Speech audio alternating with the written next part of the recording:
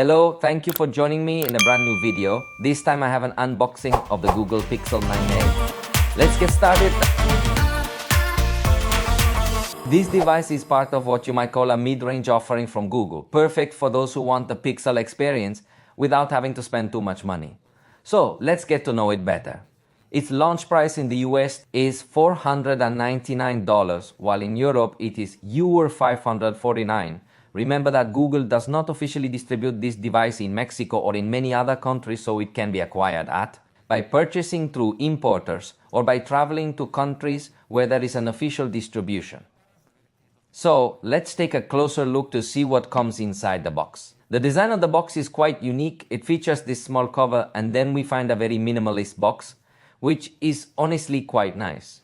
However, we can already anticipate that it will not include a charger. So let's go ahead and take the device out. It comes with a minimalist design, which is also quite nice. Let's take it out from this protective wrapping that it comes in, and there you go. Notice the camera module, it doesn't really stick out in a significant way. Sure, it protrudes slightly and you can feel a bit of relief, but honestly, it maintains a very nice profile. It has this same unusual button placement with the power button positioned above the volume buttons, which can often be confusing. However, that's already part of the Pixel's essence. I'm not sure if they do it intentionally to look unique or what, but let's go ahead and turn this device on while we check out what else is included in the box, which doesn't seem like it will have too much content. So let's take out this little piece of cardboard and we'll find the typical paperwork. In this regard, there's nothing particularly remarkable to mention. Then we find the key for removing the SIM card tray, and that's essentially all that is included in this small envelope. After that, we will only find the cable. So here it is. What we have is a USB-C to USB-C cable. However, it doesn't include chargers, and that's definitely something annoying. The device can handle a load of 23 watts. Fortunately, this device is compatible with the power delivery standard, so you have options. You could purchase the original charger or opt for other chargers. In this instance, I used the one from Ugreen. As I've mentioned before, they offer various types of chargers, some with fewer ports, some that are more compact, others that are larger, and some that are more comprehensive. Compatible with this device is fast charging as it's adapting. I've included a link in the description if you're interested in getting a charger of this style or another. That's everything in the box. It's a very simple unboxing as it doesn't include a charger, case, headphones or anything else. Now, let's power on the device for a quick first look. I already have the device right here in my hands. And it's very evident that Google, similar to Samsung's strategy with mid-range devices, opts for considerably thicker bezels. In fact, I believe they have gone quite overboard with it. It's a device that, even though it features a compact screen, doesn't actually feel very compact due to the size of the bezels. Take a look. Let's compare it, for instance, with the iPhone 16, which is also a compact device, and you'll see that the Pixel is clearly a little bit more pronounced. Wide but much higher, which is just a small difference when it comes to compact cell phones. For example, let's also compare it to the Galaxy S25, and once again, the Google device is slightly taller. We found it to be 8.9mm thick, and it weighs about 185.9 grams. It features Gorilla Glass 3 on the front, which isn't the most modern option, but fortunately, it does have an IP68 rating, meaning it is water resistant. The screen is a POLED measuring 6.3 inches. As I mentioned, it is not a very large screen, but the phone feels in hand like it's 6.5 or even 6.6 inches. In this instance, it incorporates a resolution of 2424 by 1080 pixels, and it offers a refresh rate ranging from 60 to 120 Hz. It also has a peak brightness of 1800 nits for HDR content viewing. Interestingly, in this situation, the smooth display option, which allows for 120 Hz, is turned off. Therefore, the movements don't feel as smooth until you activate this option, but, well, maybe they do it for optimization, so let's use it as it comes factory configured. It also integrates stereo sound with this speaker on the bottom and another speaker in the earpiece area for calls. The sound, I think, is fine. As a mid-range device, it doesn't seem to have such a present bass, but it doesn't have distortions and overall gives a good impression. The front camera is 13 megapixels with aperture f2.2, but in this case with fixed focus. The good surprise is that even from the preview, it comes with excellent backlight optimization, something very rare in Android devices. So to see this in the mid-range is great. And of course, the photo result is also correct with good detail. It is a front camera that I find spectacular, reliable, considering it has fixed focus. If it had autofocus, it would be perfect, but the truth is that it gives us a very good image quality.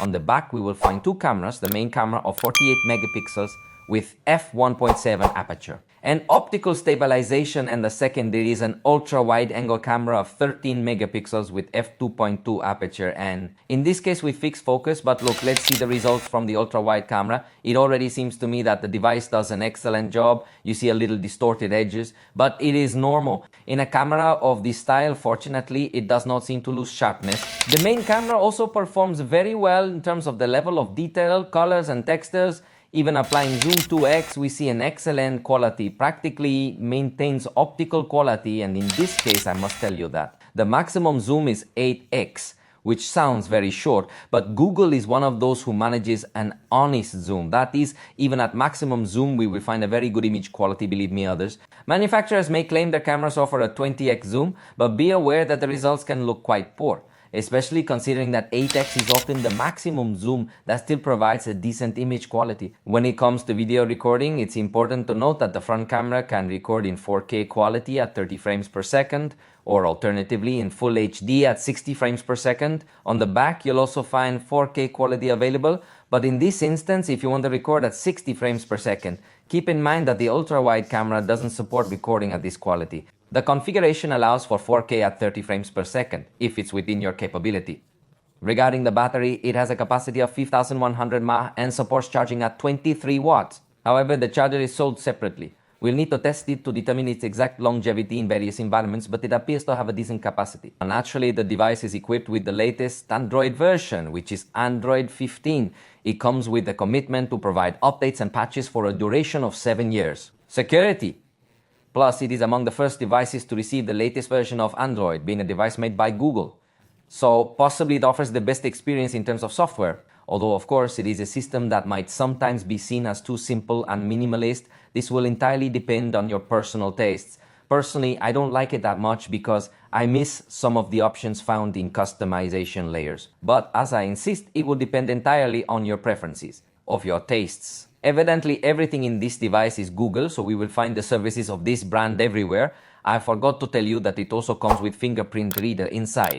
The screen, although it is an optical reader and obviously offers access to various Google artificial intelligence functions, although they are also available on other devices such as Google Gemini. In conjunction with the conversation mode, in this case it is also going to offer us the conversation mode. With the camera, you can also show something through it that you want to ask him about. For instance, you could say, "Hello, do you know what material this box is made of? The Google Pixel Novena box is crafted from cardboard. Do you need any additional information about the packaging? Are you aware if it includes a charger? The Pixel Novena box does not come with a charger. Inside you will discover the phone, a USB-C cable, and a quick start guide. Do you want me to help you configure your new Pixel?" So as you see, it has smart features. Of course, we will also find circle to search, holding down on the navigation bar to enclose anything we want to search or to translate the contents of the screen or detect music. This device comes in configurations of 128 or 256 GB of storage. I have the version of 128, which is the most economical. It seems to me that in this sense, it offers something very low compared. The 256 GB model is the only one with features that most manufacturers now offer, after switching to 256 gigabytes. It also provides us with 8 gigabytes of RAM, and the processor is the Google Tensor G. You know, these processors aren't known for being ultra powerful. Its Geekbench scores are 1,708 in single core and 4,329 points in multi-core. Despite not being ultra powerful, it offers good capabilities, especially for a mid-range device. I think it's quite good. And in Antutu, it scored 11,83,825 points. With this score, I believe the performance will be excellent across various applications and functions. I noticed that the cell phone operates very smoothly as it is clearly well optimized.